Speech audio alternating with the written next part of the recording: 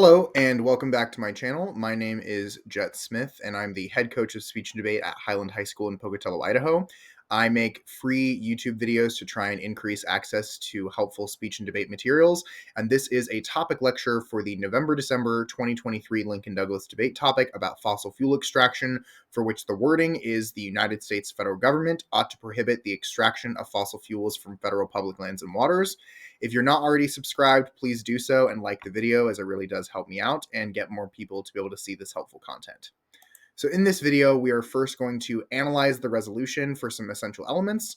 Then we'll talk about framework, or what value premises and criterions might make sense to read. Then we'll discuss affirmative arguments for why the topic might be true. And then we'll discuss some negative arguments. So first up, let's go into the resolution itself by analyzing a couple of different aspects of it. First of which is trichotomy, which is what type of topic is this? Is it a policy, fact, or value resolution? And it is a policy topic because it has an actor, which is the United States. It has the word ought, which is basically the word should, but fancy for LD, and an action, which is the action of prohibiting. All of these things put together make it a policy resolution, even though it is in the type of debate about values. Next, let's discuss the definitions of some important parts of the topic. So to prohibit basically means to forbid an action or activity by law, so it would make it illegal for these things to happen. Number two, what is the extraction of fossil fuels? It is a method for removing fossil fuels from the ground through mining and drilling. Mining is used to extract solid fossil fuels such as coal by digging, scraping, or otherwise exposing buried resources. Drilling extracts liquid or gaseous fossil fuels forced to flow through the surface, such as conventional oil and natural gas. So it's mostly coal, oil, and natural gas are the fossil fuels extracted from public lands. And what are public lands? Federal public lands and waters are public lands and areas of land and water that are today owned collectively by U.S. citizens, but managed by government agencies, specifically for this resolution, federal government agencies. Why is this topic being debated? What's the background?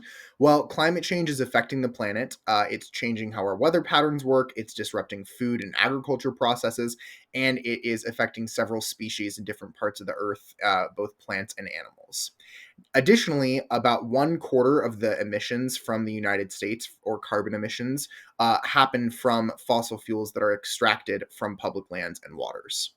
And then lastly, recently on the campaign trail, Biden promised to halt new leases on fossil fuel projects on public lands, but has not followed through and has permitted some to continue more than we thought he would, and allowed for some new ones that we thought he would not allow for.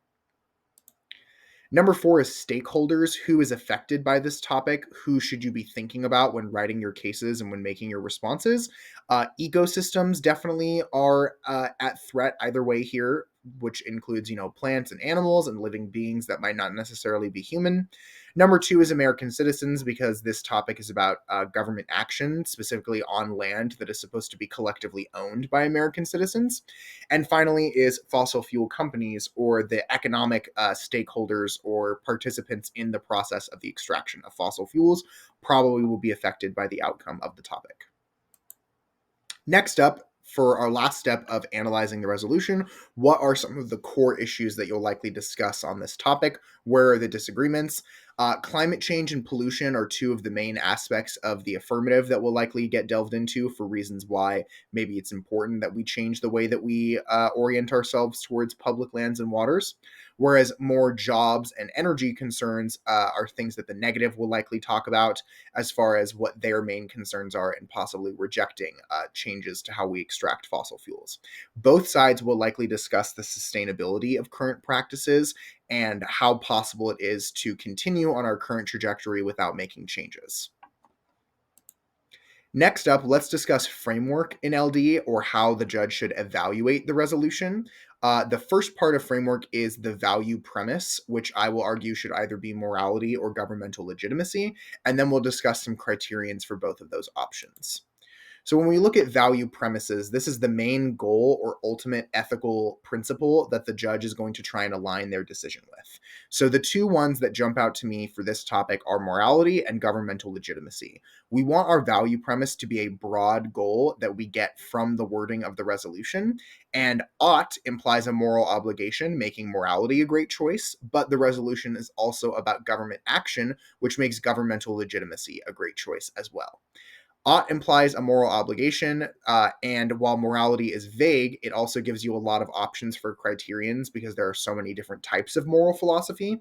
Whereas governmental legitimacy might be more specific than morality, but you have fewer options for criterions, as there are, less philosophies about determining political legitimacy than there are determining morality. So, if you want to value morality, what are some criterions you could use to evaluate the resolution's achievement of morality? Because a criterion is just a way to measure achievement from the resolution. Here are a couple of different philosophies that you could use on either side. We have maximizing expected well being from the philosophy of utilitarianism, respecting human rights from human rights theories in philosophy, helping the least well off from egalitarianism, respecting people as ends from Kantianism or Kantian deontology, and ensuring consistency with whatever philosopher you want to read's social contract from the philosophy of contractarianism, each of which would be a good criterion for determining morality. It all depends on what contentions you might want to read. Part number 3 of this analyzing of the resolution for framework is what criterions could you use for governmental legitimacy? A couple of options would be protecting citizens, which is Thomas Hobbes' contractarianism philosophy, again, helping the least well off from Rawls' contractarianism. You also have ensuring consistency with the minimal state or having a small government from libertarianism. And we also have treating citizens as equals, which is egalitarianism again. So these are different ideas of philosophies that you could get your criterion from. Obviously, these are not the only philosophies out there, but these ones will likely serve as a good starting place for choosing your framework. Next, let's get into affirmative arguments, which are the reasons why the topic is true. Specifically, what are some arguments as to why we should prohibit fossil fuel extraction on federal public lands and waters? I have 10 ideas for contentions on the affirmative and 10 ideas for contentions on the negative. First argument area for the affirmative is air pollution. And for each of these arguments, I've kind of laid out what the major parts of a contention are. Remember, when we're writing our contentions on a policy topic, we want our affirmative arguments to say that there's a problem going on right now, adopting the topic will fix it, and that's a really good thing. So uniqueness, what's happening now, link, how does the topic change it, impact, why do we care? And then you'll also want to tie that back at the end of your contention to whatever criterion you're reading. So for the first argument, we have air pollution. And right now, the process of extracting fossil fuels puts a lot of dangerous substances into the air, whether it's from coal mining or from fracking or even from offshore oil drilling. But luckily, if we prohibit the extraction of fossil fuels on public lands and water, then that extraction will not be able to continue to pollute the air because it won't be happening anymore. And your impact is just all of the reasons why air pollution is really bad. Argument area number 2 is the Arctic. This was one of the other topic area options for November, December that did not get chosen. This topic is more specific than the Arctic topic was, but if you were preparing for the Arctic topic, as I know a lot of people were, any argument that would have worked on the Arctic likely works as a contention for this topic. So your uniqueness argument is that some aspect of the Arctic environment is in danger due to fossil fuel extraction, and that it's only going to get worse as the area warms, opening up more land for the potential of extraction. However, if we prohibit the extraction of fossil fuels in the Arctic area, which would be part of the United States public land because it's in our exclusive economic zone, this would allow us to, no longer threaten different groups of stakeholders, so the wildlife in the Arctic, people who'd experience climate change due to changes in the Arctic, as well as indigenous peoples living in and around the Arctic. And then your impact, whichever link you decide to go with, it's just protecting that part of the Arctic from the harms of fossil fuels and why that's important. Third argument area is biodiversity. Biodiversity is when we want a large number of different species to exist in an ecosystem because they all help balance things out. So the uniqueness argument is that fossil fuel extraction on public lands is threatening several key species, whether it's offshore oil drilling or fracking or coal mining, and that if we prohibit the extraction of fossil fuels on public lands, that those species will no longer be threatened by those extraction activities. Your impacts are a whole bunch of different options about why biodiversity is important. There's lots of evidence that when we lose a key species from an environment, that it can throw off the entire ecosystem. It can disrupt food chains, which, hurts food insecurity for even humans. There's also some evidence out there that lack of biodiversity causes a spread of diseases, similar to what we saw with COVID. So there's plenty of different impact options for a biodiversity argument. Next argument is climate change. So the affirmative could argue that it is important that we prohibit the extraction of fossil fuels from federal lands and waters due to climate change. Specifically, this is probably the biggest argument on the topic. You can argue that right now the climate is rapidly changing. Things are heating up in some places, getting colder in other places. And the biggest reason why is human activity from the extraction and usage of fossil fuels. And because about 25% of US fossil fuel emissions come from extraction on public lands, if we prohibit that extraction on public lands and waters, then we can reduce the amount of emissions from the United States, which is likely to be enough to help us get towards the 2 degrees Celsius threshold for warming so that we can avoid the worst effects of climate change. There's a whole bunch of different reasons why climate change is bad, from mass death and suffering, from resource wars to food losses to natural disasters to uh, changing cities to climate refugees. There are lots of options for an impact on climate change. The fifth affirmative argument you could discuss is about collective ownership. Collective ownership is the idea that definitionally a public land is supposed to be collectively owned or kind of shared in benefit and in ability to use amongst all citizens. But because public lands are so frequently being leased out to companies to, extract fossil fuels, that makes that land, off access or off limits and prohibits our ability to benefit from it as citizens. So if we prohibit fossil fuel extraction on public lands and waters, then those areas will be preserved instead for the benefit of citizens, which is supposed to be their purpose. And this will help the government fulfill their obligation to its citizens. It will make sure that people who aren't currently alive will still get to benefit from those areas, even when fossil fuel companies are done from them. And the map in the bottom right-hand corner kind of does a good job of showing where collective federal land is. You'll notice that it's mostly in the western United States, which includes the state where I live in Idaho. Argument number 6 for the affirmative that you could turn into a contention is about national parks. National parks are a key example of federal public lands meant to be benefiting citizens. However, national parks are constantly threatened by the environmental problems caused by fossil fuel extraction. There are also parks that are in danger of, being converted into area or having part of their land leased in the national park to fossil fuel companies for the purpose of extraction. And if we prohibit this, this would protect our national parks, and perhaps land that is currently being leased for fossil fuels could be turned into national parks.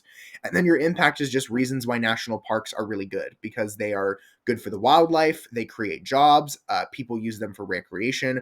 Access to the outdoors is really important for people's mental health.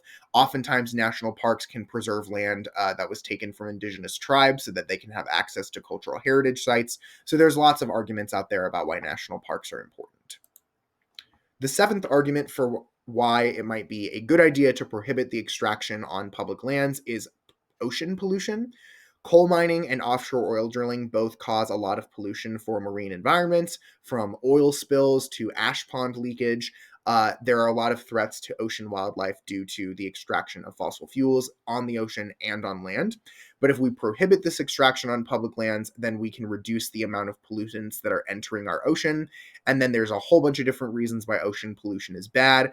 It can disrupt the food chain, it can cause marine dead zones, it harms the economy of local areas. So any reason why ocean pollution is bad would be a great idea for an impact here. The eighth idea I have for a contention for the affirmative side is all about renewable energy. This argument I think is particularly strong. You claim that right now we are overly focused on fossil fuels, which will both eventually run out because they are not infinite, they're finite, and they're also terrible for the environment. They cause climate change and they cause oil spills and all sorts of horrible stuff. However, if we stop allowing the usage of federal public land for extraction of fossil fuels, we could either use that land for renewable energy products and projects like solar farms and wind farms, and it will likely encourage consumers and companies to switch away from fossil fuels as they become less available and therefore more expensive, and instead it will help us shift towards renewable energy. Your argument for the impact is that renewable energy shifting is good. It might help us solve climate change. It'll create a lot of more jobs. We'll have more energy in the long run and maybe it reduce costs. So all of those are reasons why it might be a good idea to prohibit resource extraction to benefit renewable energy.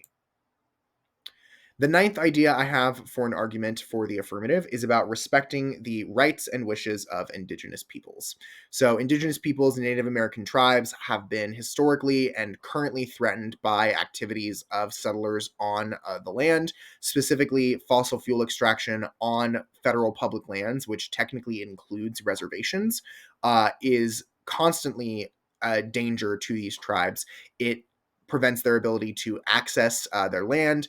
It means that different cultural practices and the ability to live off of the land is in danger. If we prohibit the extraction of fossil fuels on public lands and waters, these areas would instead be protected. They'd be able to access them more likely. They can preserve relationships to the land, and it's also just what tribes have asked for.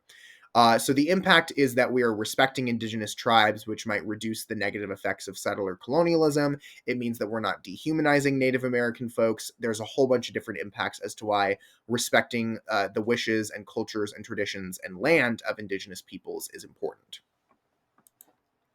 The 10th idea for an affirmative argument is about water pollution. This is different from the ocean pollution argument because this is about freshwater sources. So, lakes, rivers, but also underground groundwater deposits. Those are frequently polluted by fossil fuel extraction, especially fracking for groundwater. Whereas if we prohibit the extraction of fossil fuels, we can protect these waters, which means that we'll have access to fresh water. If you live in the Western United States, where most federal public land is, you'll notice that there's also water crises going on in this area. So the impact is that we can help prevent water pollution.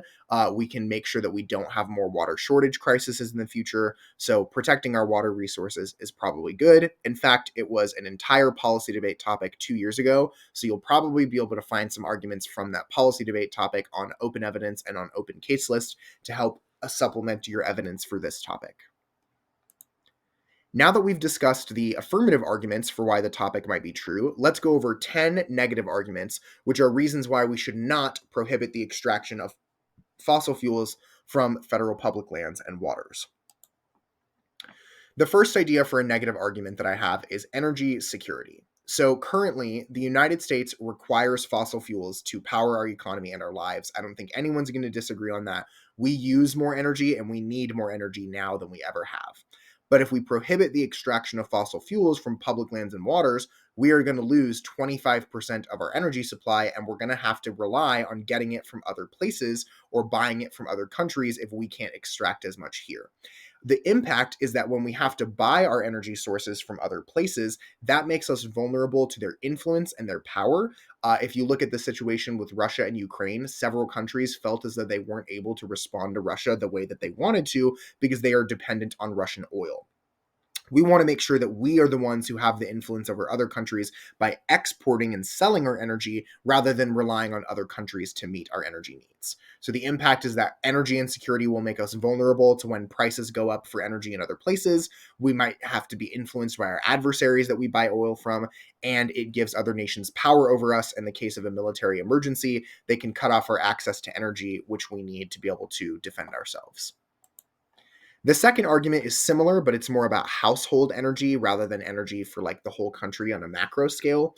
Here you can say that while inflation has been really bad, one of the sectors of the economy that has had the least amount of inflation is the energy sector. So energy costs have not gone up at the same rate as other costs, but if we prohibit the extraction of fossil fuels from public lands and waters, then there will be less energy to go around, and when supply goes down, supply side economics say that it will increase the cost of energy, and high energy costs are probably bad because it means that fewer people will be able to afford it. They'll have less energy than they need, or they'll have to cut their spending on other areas, especially for those that are living in poverty. Also, when energy prices go up, everything gets more expensive because if I am trying to sell something at a market and I also have to pay for the transportation of those goods, when the cost of energy and therefore transportation goes up, I have to pass those costs onto the consumer. So this can kind of lead to an overall inflation impact as well. Third argument idea for the negative is about royalties. If you've ever seen Shark Tank, and you've probably seen Mr. Kevin O'Leary or Mr. Wonderful offer somebody a royalty. So a royalty would be, hey, I'll give you a bunch of money, and every dollar that you make selling your product after I invest in you, you're going to have to pay me 3 cents of that dollar.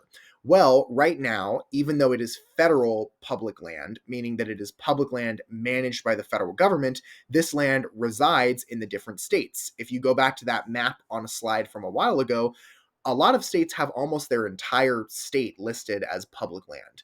And those states get economic benefits from oil companies extracting on federal public land that resides within their state. Specifically, companies are required to pay royalties to the states for the ability to use that land.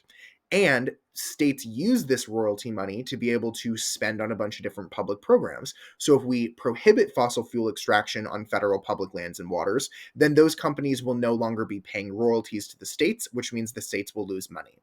When they lose money, they'll either have to cut the spending that used to be funded with those programs, so education, healthcare, infrastructure, or they'll have to raise taxes because state governments can't go into debt the way that the federal government can. The fourth argument idea for the negative is all about job losses. Right now, this is probably the most commonly discussed argument for the negative in the literature, and that is when we try to cut fossil fuels, we are cutting jobs. Millions of people work in fossil fuel industry, and a lot of those people are working specifically in industries that are extracting on public lands and waters. But if we prohibit that extraction, those companies are going to have to close their operations, close their plants, and that is going to shut down those projects and companies, causing people to lose their jobs. And your impact is just reasons why unemployment and losing your job is really bad, from pushing people into poverty, from causing stress, worsening mental health, and making it so that people are more likely to need to be on welfare. Fifth argument is kind of like the state royalties argument, but instead it's on a federal level. This argument says that the federal government is currently getting money from companies. Even though it's federal public land, the way that companies get to use this land is they say, hey, federal government, can we basically rent the land from you where you still own it, and we pay you a fee to get to make a bunch of money off of it? And the federal government accepts that money. However, if we make it so that companies can't lease that land anymore for the extraction of fossil fuels, then the federal government will lose the money that companies currently pay them in lease money or rent, essentially. And the impact is that when the federal government loses money, it has to do one of three things. It either has to spend more money on taxes, it has to increase the debt, or it has to cut other programs, all three of which you could argue are a bad idea. Negative argument idea number 6 is a trade-off argument, which basically says that we are trading one bad thing for an even worse bad thing, or that this thing will just shift into another problem. So the argument here is that right now, companies are extracting on public lands and water, but there is a big difference in the rules that you have to follow if you want to extract fossil fuels from public land versus private land. If we no longer let companies extract fossil fuels from public lands and waters, then they will just switch to extracting their resources from privately owned land, which will probably mean that they're even worse for the environment because they face less strict regulations, and that land is not required to be preserved for the benefit of citizens. It also means that they won't have to pay the federal government that money to lease the land instead, which will reduce the amount of money that can be used to benefit citizens as well. So it's basically saying even if resource extraction is bad, you're not going to end resource extraction by voting affirmative. You're just going to move it from happening on public land to private land, which is even worse. The seventh argument is very similar, only instead of about trading off from public land to private land, it's about trading off from oil to coal.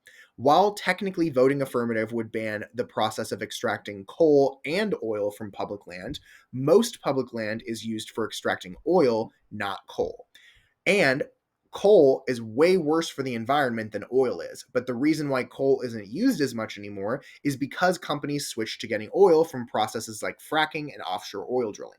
If we prohibit getting oil and from fracking and from offshore oil drilling from public land and water. Instead, they're going to go back to mining coal, which happens more frequently on private land, and will buy coal from other countries. And coal is way worse for the environment overall. So the argument is if we can't get our oil from public land, we'll use coal from private land in other countries, and coal is even worse for the environment. The next three arguments that I have are all counterplan arguments. If you or your coach do not believe in running counterplans in Lincoln Douglas debate, obviously you don't have to read these, but if the National Speech and Debate Association and its members continue to choose policy topics, it makes sense for the negative to be able to criticize the forwarding of one policy by saying that it would be more moral or more legitimate of the government to solve the problem in a different way. So the next three arguments are ways that we could perhaps fix the issues that the affirmative talks about without prohibiting the extraction of fossil fuels from federal public lands and waters. The first counterplan is the carbon tax counterplan. A carbon tax is when you place a tax on companies for the amount of carbon that they emit. So, for example, 10 cents per ton.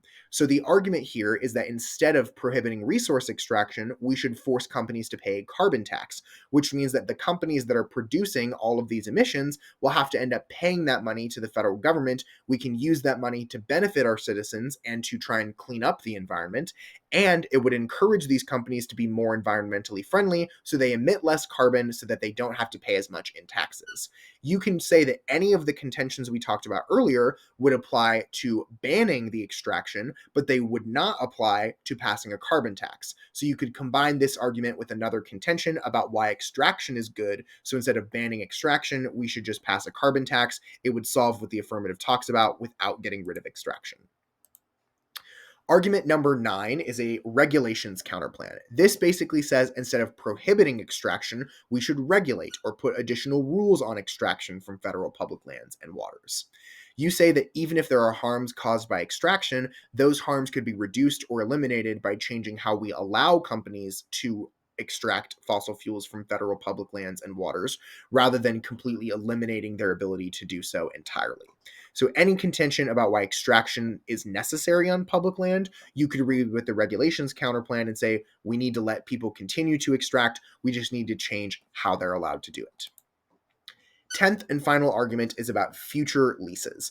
One of the biggest problems with this topic is that most of the evidence for the affirmative is written in the context of prohibiting future leases of public land. Not very many people are arguing that we should cancel current leases or currently allowed companies to extract. They're saying we just shouldn't add to the amount of land or the amount of companies that are allowed to extract. That way we get to keep our current extraction, which gives us energy and creates jobs, but we're not adding to the problem. You also can use this counterplan to say that we need to transition away from fossil fuels, not to just go cold turkey. This allows companies to say, okay, we can continue extracting from this land until the amount of fossil fuels dries up, and then we'll need to be able to switch. So this will cause a gradual transition away from fossil fuels rather than just going cold turkey, stopping the extraction on federal public lands. So at the end of this lecture, hopefully you see that this sets itself up to be a potentially really good Lincoln Douglas debate topic. Remember that we are trying to focus on the values and philosophy behind these arguments, which is why it's very important to tie each of your contentions to the criterion that you're using, because those contentions determine whether or not the judge can vote for your side to achieve your ultimate value premise. So at the end of the debate, remember to keep your evidence specific. As the affirmative, try and actually find the pieces of evidence that say we should prohibit all extraction, not just those from the future. And as the negative, remember that you do not have to defend that everything is perfect, but what you do need to defend is that the solution is not to prohibit the extraction of fossil fuels from federal public lands and waters. Thank you so much for watching, and stay tuned for future videos. I hope that this helps you.